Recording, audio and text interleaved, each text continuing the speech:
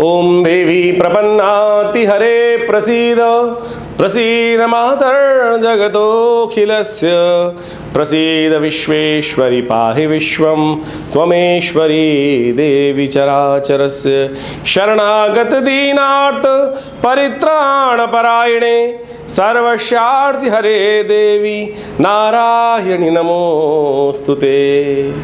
नमस्कार, स्वागत है आपका आचार्यवाणी में। मैं आचार्य डॉक्टर विक्रमादित्य आज आपके साथ हूं और आज का विषय है कर्क राशि वालों के लिए जुलाई का आरंभ काल किस प्रकार के ग्रहों का निर्माण कर रहा है।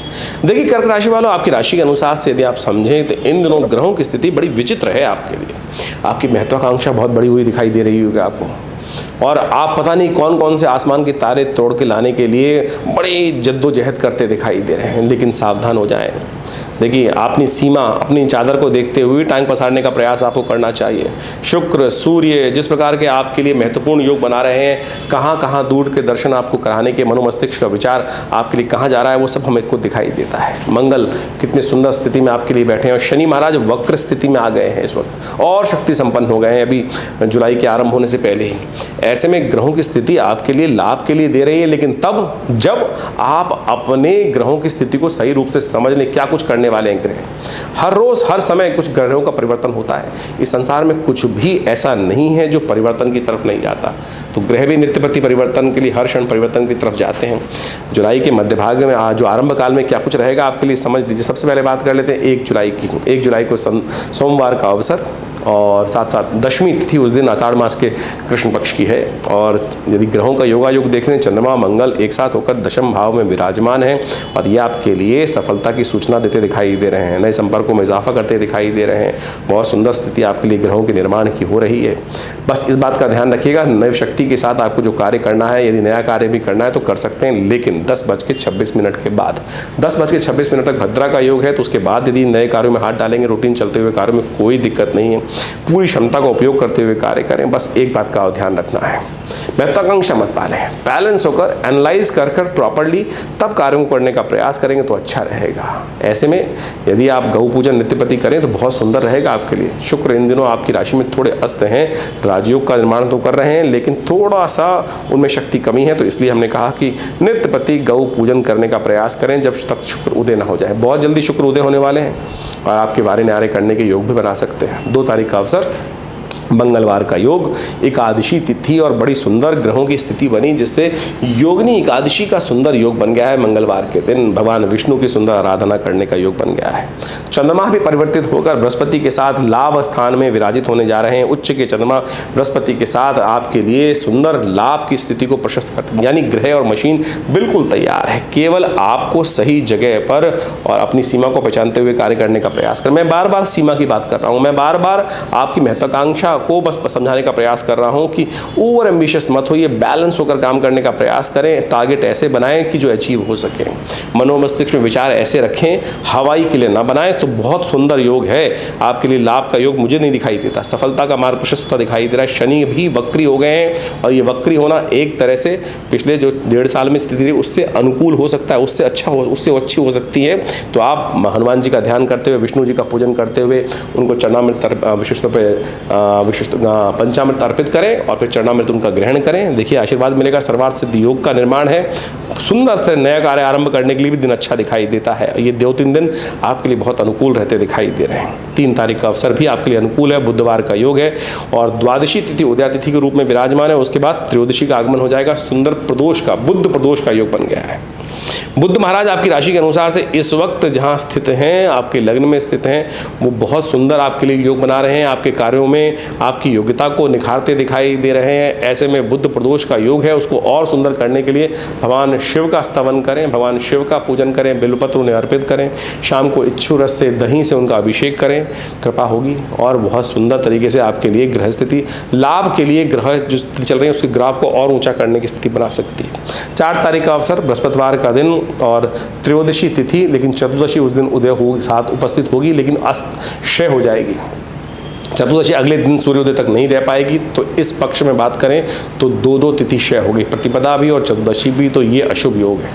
इसमें ध्यान रखना पड़ेगा। अननेसेसरी की प्राकृतिक आपदाओं के योग बन सकते हैं, कहीं भयावह गर्मी, कहीं भयावह वृष्टि और पानी से होने वाली समस्याएं उत्पन्न हो सकती हैं। स्वास्थ्य का ध्यान रखते हुए कार्य करने की बहुत ज़रूरत है, ध्यान रखते हुए कार्य करें। मासिक शिवरात्रि है, शिव का ध्यान करें। शिव ही हैं जो समस्त कष्टों को दूर कर सकते हैं। तो इसलिए गजकेसरी योग तो निर्माण है, पूरे दिन रहने वाला है, इसका लाभ ले लें। लेकिन एक बात ध्यान रखें, नए कार्य ना आरंभ कीजिए, क्योंकि भद्रा का योग है सुबह 5:56 से लेकर करीब करीब शाम को 5:25 तक रहेगी भद्रा। तो नए कार्यों को आरंभ इस दिन नहीं करना चाहिए। सुबह सुबह शिव पार्वती का ध्यान करें, उनका अभिषेक करें, गंगा जल से, दूध से, भगवान शंकर का ओम नमः शिवाय जप करें। देखिए कल्याण होगा, आपके कष्टों को दूर करने के योग बनेंगे। 5 तारीख का अवसर शुक्रवार का योग और साथ साथ उस दिन अमावस्या है और ग्रह भी परिवर्तन की तरफ जा रहे हैं। शुक्र होने जा रहे हैं उदय। शुक्रवार के दिन महालक्ष्मी का दिन माना जाता है और साथ साथ उस दिन सुंदर अमावस्या का योग बन गया है। तो ये सब प्रकार से आपके लिए कल्याणकारी है। खीर का भोग लगाएं और खीर का वितरण करें। शुक्र उदय होने जा रहे हैं, आपकी राशि के अनुसार से राजयोग का निर्माण कर रहे हैं। सूर्य के साथ विराजित होकर सुंदर तरीके से जहां प्रतिष्ठित हैं वहां आपके लिए अच्छा योग बनेगा। चंद्रमा भी 12वें भाव में, सूर्य भी 12वें भाव में, शुक्र भी 12वें भाव में। ये समस्त प्रकार से आपके लिए एक तरह से यदि बैलेंस होकर काम करोगे तो समस्त सफलता प्राप्त करने के योग सुंदर तरीके से बन सकते हैं। ये ग्रहों का साफ साफ दिखाता है। आप अपने पितरों के में तर्पण करें, ब्राह्मणों को भोजन कराएं, गऊ का पूजन करें, खीर का वितरण करें। इतने सारे उपाय आपको बता रहे हैं, कर लीजिए, देखिए सब प्रकार से लाभ होगा। 6 तारीख का अवसर अद्भुत है। गुप्त नवरात्रि के आरंभ है। आषाढ़ का शुक्ल पक्ष की प्रतिपदा तिथि है, गुप्त नवरात्रि आरंभ होती है। शनिवार के दिन गुप्त नवरात्रि आरंभ हो रही है। ये सूचना है कि जो इस दिन अनुष्ठान आरंभ होगा, यदि सही तरह से किया जाए तो मनोवांछित इच्छा को गुप्त रूप से पूर्ण करने वाला रहे। गुप्त नवरात्रि है। गुह्यम शास्त्र कहता है कि जो भी मंत्र जप करें गुप्तनीय रूप से करने का प्रयास करें और ये समय आपकी गुप्त मनोकामनाओं को पूर्ति करने के लिए अद्भुत है। तो अवश्य सुंदर तरीके से माँ भगवती दुर्गा की आराधना करें। ग्रह नक्षत्र आपकी राशि के अनुसार से सूचना दे रहे हैं कि आपके लिए थोड़े खर्चे बढ़ने के योग बनते दिखाई दे रहे हैं। थोड़ा ध्यान रखते हुए खर्चों को करने का प्रयास करें। अननेसेसरी के जुर्माने आपके ऊपर पड़ सकते हैं। माँ भगवती दुर्गा की आराधना से सब प्रकार से इन सब चीज़ों से रक्षा हो सकती है। हमने विवेकानंद योगाश्रम में इन गुप्त नवरात्रि के अवसर पर सुंदर तरीके से 9 दिवसीय यज्ञ रखा है, जो दुर्गा सप्तशती का यज्ञ नित्य प्रति चलेगा। आप भी उसमें अपने नाम से ब्राह्मणों के द्वारा सम्मिलित हो सकते हैं और लाभ ले सकते हैं। ग्रह नक्षत्रों का प्रभाव से आपके लिए ग्रह अनुकूल दिखाई देते हैं। 7 तारीख का अवसर रविवार का दिन द्वितीया तिथि है और उस दिन शुक्र ग्रह जो है वो कर्क राशि में प्रवेश कर रहे हैं। आपके 12वें भाव से निकलकर लग्न में आ रहे हैं, चंद्रमा के साथ वहीं विराजित हो जाएंगे और ये आपके लिए आपको थोड़ा सा एक बात ध्यान रखनी पड़ेगी। शुक्र, बुध और चंद्रमा तीनों लग्न में, यानी ये पेट भरे ना, यानी और ज़्यादा भूख जाग सकती है, कई चीज़ों को प्राप्त करने की और उत्कंठा जाग सकती है। साथ में सूर्य वैसे ही 12वें भाव में विराजमान है। तो ये आपकी महत्वाकांक्षा को बैलेंस करने के ध्यान रखिएगा। अपनी सीमा पहचानते हुए कार्य करिएगा। पुनः आपको समझाने का प्रयास कर रहा हूँ, उड़िएगा मत बहुत ज़्यादा हवा में।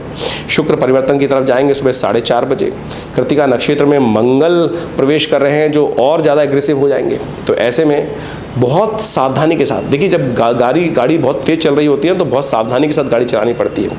यहाँ पर शुक्र भी जो परिवर्तित करके आ गए हैं, बुध के साथ सुंदर योग बना रहे हैं। तो ऐसे में क्या होता है, जिस भी क्षेत्र में जाएंगे ना तो वहाँ थोड़ा सा लालच में कहूँगा या थोड़ी सी भूख थोड़ी एग्रेसिव हो जाती है और ज़्यादा हो जाती है। कार्यों को प्राप्ति करने के लिए थोड़ा और ज़्यादा व्यक्ति आगे हो जाता है। ऐसे में बस अभिमान ना आए, जो अहंकार ना है, उसको ध्यान रखते हुए कार्य करें और थोड़ा बैलेंस होकर काम करेंगे। तो इसलिए आवश्यकता है। देवयोग से सुंदर दूसरा नवरात्र है, ब्रह्मचारिणी की आराधना करने का अवसर है। तो आपके लिए एक मंत्र बताते हैं। या देवी सर्वभूतेषु भ्रांति रूपेण संस्थिता नमस्तस्यै नमस्तस्यै नमस्तस्यै नमो नमः। इस मंत्र का जप करें, माँ भगवती कृपा से लाभ प्राप्त होगा और कष्टों को दूर करने का योग बनेगा। 8 तारीख का दिवस सोमवार का अवसर, तृतीया जो विशेष तृतीया तिथि है, माँ चंद्रघंटा की आराधना का अवसर है। और ग्रह नक्षत्र आपकी राशि के अनुसार से, जैसा कर्क में चंद्रमा नई शक्ति का संचार आपके अंदर हो रहा है, बहुत कुछ करने का मन कर रहा है। लेकिन बस आपको ये ध्यान रखना है कि सफलता में शनि महाराज की दृष्टि जो 10वें भाव पे बढ़ रही है वो आपको दिखाती है कि यदि अध्यात्म शून्य हो जाओगे, राहु महाराज धर्म भाव में चल रहे हैं, यदि धर्म से विमुख हो गए, बहुत सारे धर्म से विमुख कार्य करोगे, अनैतिक कार्य करोगे तो फंस जाओगे, इस बात का ध्यान रखना। जितने धर्म के साथ धर्मयुक्त माँ भगवती की उपासना, ये ग्रह युग साफ साफ कह रहे हैं, मैं अपने मन से नहीं बोल रहे हम लोग, तो जितना रहोगे उनके साथ उतनी विजय के चांसेस आपके लिए बनेगा। एक ही सूत्र है, अनन्य श्रद्धा भाव से परमात्मा का भजन, धर्मयुक्त कार्य करना, तो आपकी सफलता को कोई नहीं रोक सकता। हाँ, यदि धर्म से विमुख होकर कार्य करोगे तो फंस जाओगे, फिर कोई रोकने वाला नहीं। उपाय के तौर पर माँ भगवती चंद्रघंटा, भगवती पार्वती की का पूजन करें, उन्हें श्रृंगार की सामग्री सिंदूर अवश्य अर्पित करें। आप उनको विशेष तौर पर दर्पण अर्पित करने का प्रयास करें। इस दिन ग्रह राशि के दृष्टिकोण से ये बड़ा सुंदर उपाय है, करने का प्रयास करेंगे तो बहुत सुंदर रहेगा। 9 तारीख का अवसर मंगलवार, तृतीया नक्षत्र, तृतीय तारीख जो है वो तिथि है जो उदय तिथि के रूप में विराजमान रहेगी, और उसके बाद चतुर्थी का आगमन हो जाएगा जो अगले दिन सुबह सूर्योदय के साथ भी विराजमान रहेगी। लेकिन मंगलवार और चतुर्थी के योग से अंगारक चतुर्थी बन गई, यानी मंगल का जन्म दिवस बन गया। गुप्त नवरात्रि चल रहे हैं, गुप्त नवरात्र का चतुर्थ दिवस है, माँ कुष्मांडा की आराधना का अवसर है, और साथ साथ मंगल का जन्म दिवस है। और मंगल आपकी राशि के अनुसार से इस वक्त कृतिका नक्षत्र में प्रवेश कर कर आपकी सफलताओं को और ज़्यादा एग्रेसिवनेस के साथ आगे बढ़ते दिखाई दे रहे हैं। ऐसे में भगवान का भजन भी कर लें तो क्या होता है कि भाग्य जाग जाता है। तो हमने विवेकानंद योग आश्रम में क्या अपने आश्रम पे एक बार सुंदरकांड का महायज्ञ पाठ रखा है, बड़ा सुंदर यज्ञ रहेगा, भंडारा रहेगा, और साथ साथ उसमें एक और कार्य किया है हमने, दुर्गा सप्तशती का यज्ञ भी चल रहा है जो गुप्त नवरात्रि का, उसमें भी आप भगवती के निमित्त आहुति प्रदान कर सकते हैं। व्यवस्थाओं को जानने के लिए फ़ोन पर संपर्क साध सकते हैं। सुंदर योग है, तो अवश्य अपने घर पर बैठ के भी हनुमान जी का स्तवन करें, दुर्गा जी का स्तवन करें। ग्रह नक्षत्र आपके लिए सुंदर चलते दिखाई दे रहे हैं, तो उसका उपयोग करना बस आपकी, यदि बैठे रहोगे तो कुछ नहीं मिलेगा।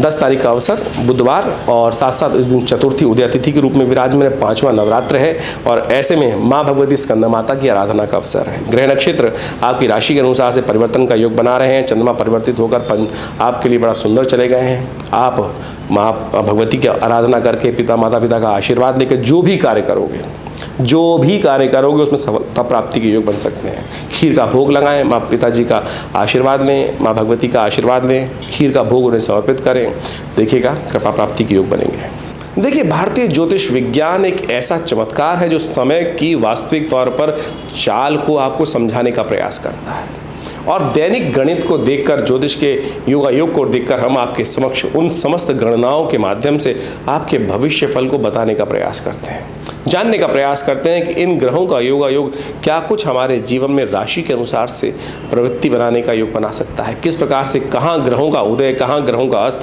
कहाँ ग्रहों का मार्गीपन, कहाँ ग्रहों का वक्र स्थिति जो है, जो भी ग्रहों का योग विभिन्न युक्तियों के साथ बन रहा है, उसका प्रभाव जीवन पे क्या पड़ेगा। गोचर के दृष्टिकोण से ये परिवर्तन जो होता है वो हर व्यक्ति पे प्रभाव डालता है, लेकिन उसका प्रभाव उस प्रकार से होता है कि जैसा उसकी मूल जन्म पत्री में जन्म के समय जो जलग्न इत्यादि है उसके प्रभाव से उस गोचर के मिश्रित प्रभाव को समझकर उसको हर व्यक्ति के जीवन में उसको समझने का प्रयास करना चाहिए। देखिए, ऐसा नहीं है, बहुत सारे लोगों के मन में भ्रांति हो सकती है, और ये भ्रांति स्वाभाविक है कि 12 राशियों के अनुसार से पूरे विश्व को कैसे विभाजित कर दिया। अब ये समझें कि जिस प्रकार से 12 राशियों को एक मूल रूप से, लेकिन हर व्यक्ति उन प्रवृत्ति के रूप से हम समझने का व्यक्ति बना सकते हैं, व्यवस्था बना सकते हैं, तो आप समझें कि मूल जन्मपत्री सबसे विशेष है, लेकिन फिर भी राशि के अनुसार से गोचर का प्रभाव बहुत महत्वपूर्ण होता है। अगर मूल जन्मपत्री के साथ जन्मपत्री के विषय को समझते हुए, व्यक्ति के प्रवृत्ति को समझते हुए, व्यक्ति के ग्रह योग जो भी उसकी कुंडली में बैठे हैं, चाहे राजयोग हैं, चाहे वो विभिन्न प्रकार के शुभ अशुभ योग हैं, उसको भी समझकर यदि जातक को समझाने का प्रयास किया जाए, उसके जीवन को देखा जाए, तो बहुत महत्वपूर्ण ज्योतिष परिवर्तन का प्रतीक बना सकता है और लाभ की स्थिति उत्पन्न कर सकता है। फिर भी गोचर का दृष्टिकोण से हम राशि के अनुसार से जो प्रभाव आपको बता रहे हैं वो भी बहुत महत्वपूर्ण है और अपना प्रभाव दिखाता है, और हमने प्रत्यक्ष रूप से देखा है कि हजारों लोगों को जीवन में इससे लाभ भी होता है। तो आप किसी विचित्र विडंबना में ना फंसें, लोगों के कहने में ना आए। ज्योतिष प्रत्यक्ष है, लाखों वर्षों से भारतीय संस्कृति और विभिन्न मानव संस्कृति ने इसका लाभ उठाया है। विभिन्न शोध भारतीय संस्कृति का चमत्कार है जो समय को पहचानने में, समय को के अनुसार से व्यक्ति को कार्य करने की तरफ प्रेरित कर सकता है, सही समय का चुनाव कर सकता है।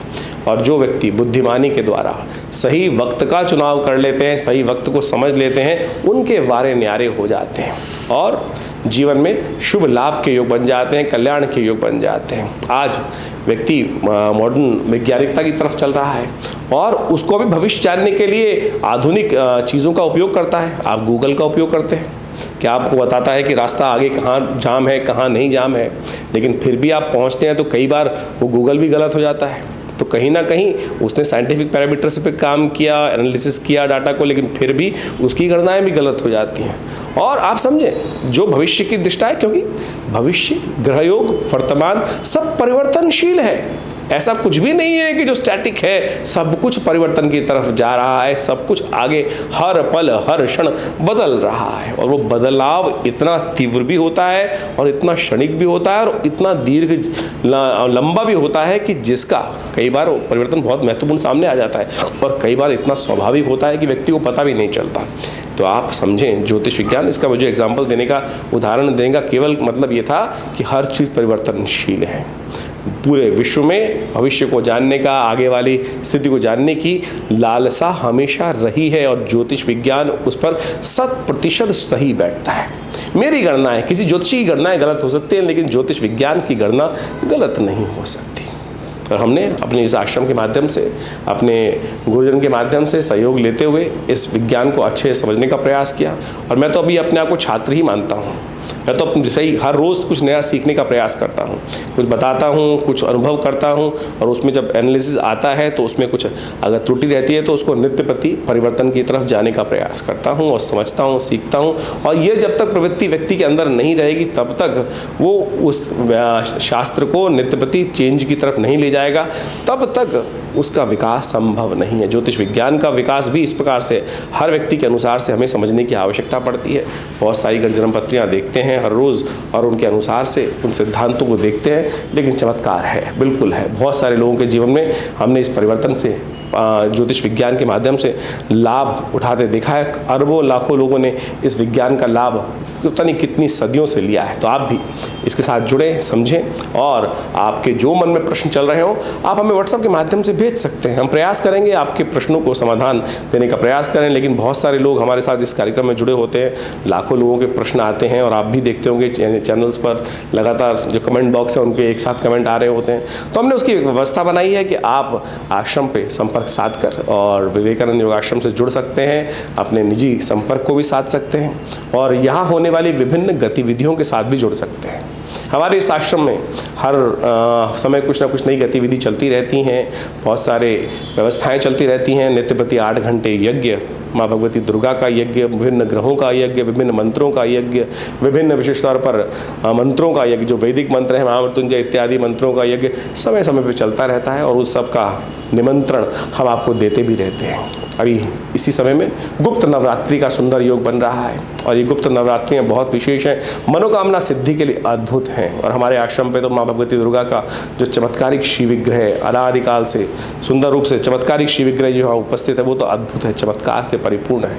लाखों लोगों ने उनके दर्शन कर कर अपनी मनोकामना सिद्ध करी है। आप भी उनके सानिध्य में बैठकर इन नवरात्रों के अवसर पर, गुप्त नवरात्रियों के अवसर पर गुप्त मनोकामनाएं पूर्ण करने के लिए चुपचाप उनके सानिध्य प्राप्त करें, उस यज्ञ में भाग लें, देखिएगा परिवर्तन का सुंदर योग बनेगा। यज्ञ में भाग लेने के लिए आप आश्रम की गतिविधि के साथ जुड़ सकते हैं और लाभ ले सकते हैं।